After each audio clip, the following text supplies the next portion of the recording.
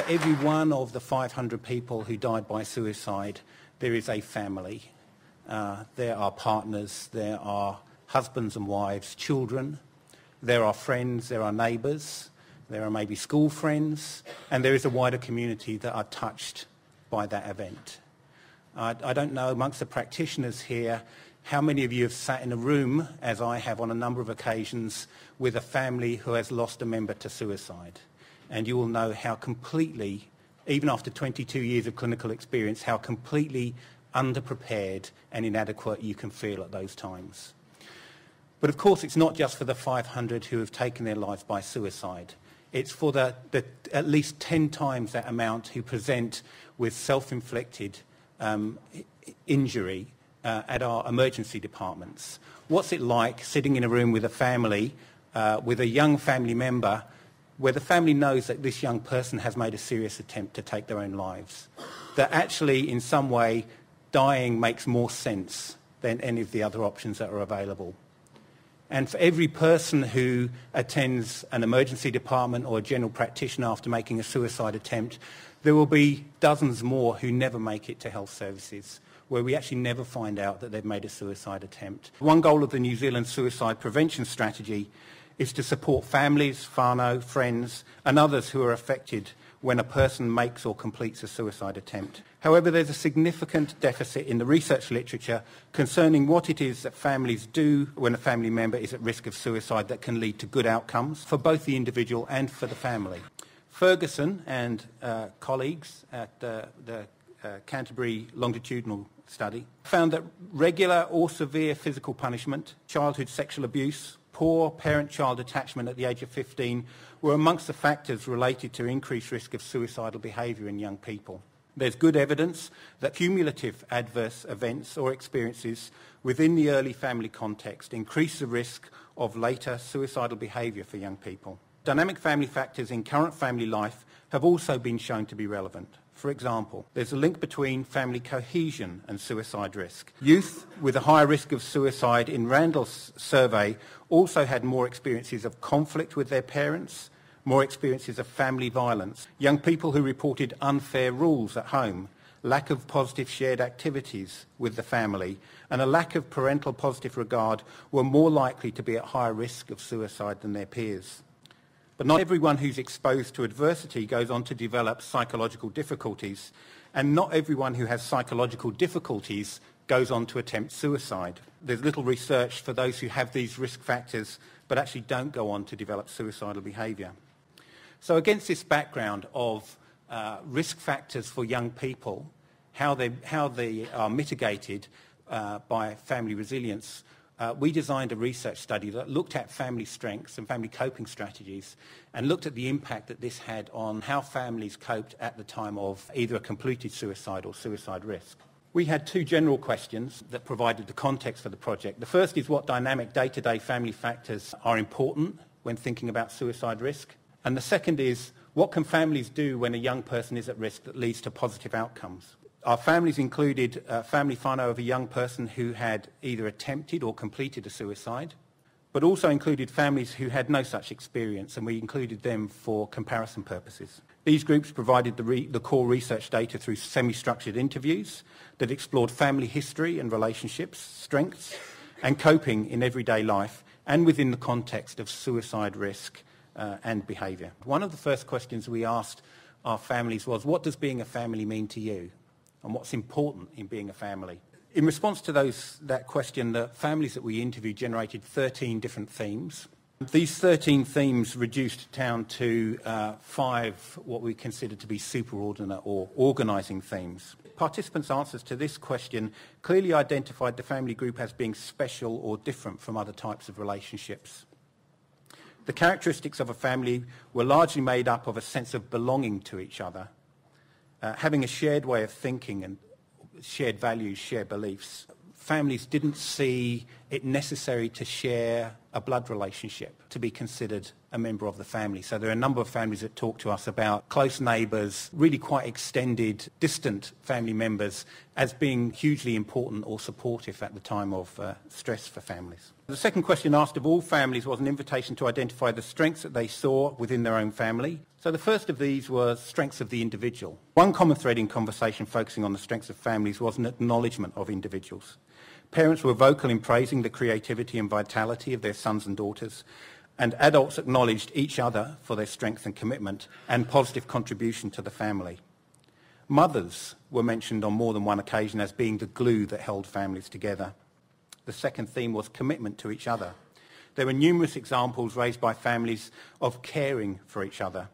The presence of this theme indicates that not only did families see such caring as being a general characteristic of families, but also the source of family strengths. The third theme that was identified as a strength of family was to do with communication skills. There was recognition that having a pattern of clear and open communication was a foundational strength for families. Looking across families, it was clear that there was no uniformity in what communication patterns worked well. Some participants had ideas of what pattern of communication they aspired to, so how they wanted to communicate with each other, but acknowledged that it wasn't always possible to attain this way of communicating. The fourth theme that portrayed family strengths was forgiveness. A number of participants also rated the importance of compassion and forgiveness between family members as being a family strength. They suggested that sharing the bond of family meant that sometimes one had to find ways to accept the things that didn't go as planned, forgive the one who had made things difficult, and move on. The final area of family strength was about sharing interests and activities. Being united and sharing activities was seen both as a defining characteristic of families, but also a mechanism for the strengthening of families. The next question that we moved on to in our initial interview of just trying to understand families and how they saw themselves was asking about how families react to challenge. We didn't ask them particularly to look at suicide risk, but we asked them to look at how they cope with challenges day to day. Families acknowledged that each individual within the family unit may have a different reaction to challenges, that some families' patterns of reaction enable them to reach a point of resolution or an agreed plan of action. And some issues were more difficult to resolve than others, even if families had effective problem-solving strategies within other areas. The second area is to do with resilience of individuals. So these are the strengths of individual family members, and these were noted and considered to be important. But again, it was noted that some family members' strength in one area couldn't necessarily or wouldn't necessarily be transferred to another area of challenge. The third theme related to communication about challenges. In order to come together and resolve challenges, a number of families drew attention to the importance of open communication and actually being able to share individual strengths and capacities. And the fourth theme relates to collaboration. So this is not just working together and working with extended family, but also a willingness to step outside the family for support. So against that background of trying to understand how families saw themselves, what their strengths were, and how they coped with challenge, we then asked families to turn their attention to how those strengths and capacities expressed themselves at the time of suicidal risk or completed suicide. The first of these is about the central role of good communication. There's much more that makes communication effective than just the exchange of words, and families were aware of this. Communication between family members during the time immediately after a family member had died was considered to be essential in dealing with practical considerations and in the process of grieving. However, a number of families observed that a breakdown in good communication between family member and the person at risk during the time leading up to his or her suicide attempt was fairly common. In some cases, the young person had completely withdrawn from the family. Failure in communication was considered by families to be a major causative factor in promoting suicidal behaviour, or as a major contributing factor to subsequent difficulties in their experience of coping. Although it was difficult to communicate when a family member is at risk, this did nothing to dampen the views of the family that trying to communicate was still of vital importance. The second theme relates to balance between individual and shared coping. There were several comments from participating family members attesting to the importance of reaching out to family for support. Almost without exception, these calls for support were answered swiftly and with sensitivity. It's also clear from the words of the participants that their family members had a range of coping strategies with their own grief, as would be expected, and that these were shared with great charity. Family members talked about the importance of offering both practical and emotional caring for each other from within their own resources. The third thing that we looked at was influence of young person's peer group. Many participants described family dynamics that gave them insight into how a young person in their family spent their time and who they spent it with.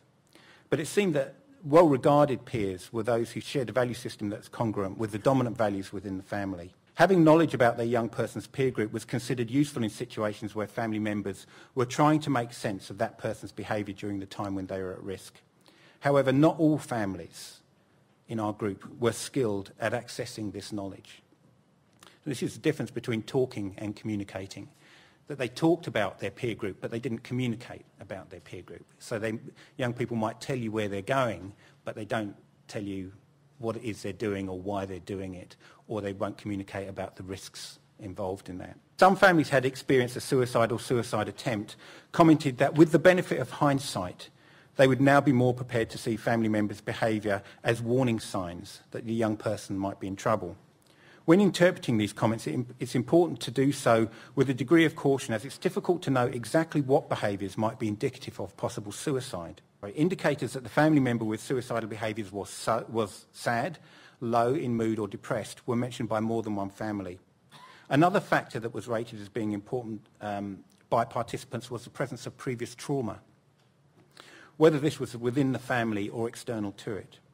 Families were aware of the link between depression and suicide, but only in a very general sense. However, the ability to recognise when a family member was depressed had only often been developed within the family after the young person had attempted suicide or completed suicide. And I think it's fascinating that as a practitioner, we might talk to people about depression and what it looks like, and when people don't understand, I mean, I think, what do you mean you don't know? This is so many people in our community have low mood and are depressed, that surely you must know more about this than you're letting on. But actually the level of knowledge in our community about the things that are risk factors for young people is, I think, woefully inadequate. And the families were saying this, that in hindsight they could see that the young person was depressed, but they just didn't know how to identify that at the time. They didn't know how to deal with it at the time. The last area was acknowledging the reality of depression and suicide. So during the interviews, it was apparent that participants were highly motivated to share their histories and make a contribution that could assist other families if possible. In this, a primary focus was a message of hope for the future, not only for those who had exhibited suicidal behaviour themselves, but also for families who had experienced bereavement through suicide. Overall, participants encouraged others to be open and honest with each other about the reality of depression and suicide in our community. I think it's interesting hearing about how suicide is covered in the media, and thinking about how our experience of the media shapes our understanding of society to some extent.